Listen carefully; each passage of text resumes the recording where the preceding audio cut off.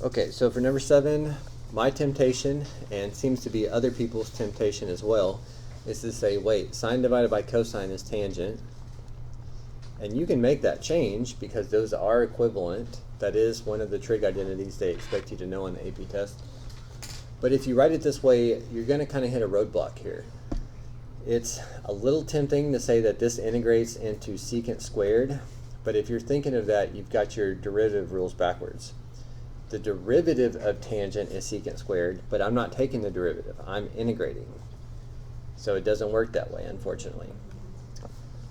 So for this particular question, I picked my u to be cosine x because it's at least under the square root.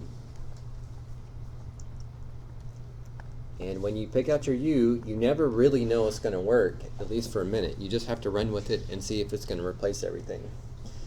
But that makes du be negative sine x dx. And is that pretty close to the rest of our stuff? Then that's a good pick for you. I don't have negative sine x dx, I have positive. So I want to multiply this side by negative 1, therefore multiply this side by negative 1. And so our u substitution, this is like 1 over u.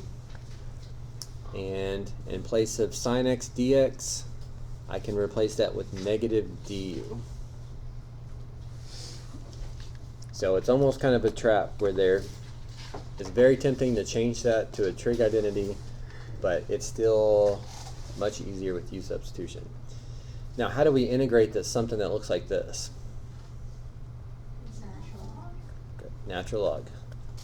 And when you're integrating, you need absolute value. Plug in u back in, and unless you have limits of integration, you need a plus c there.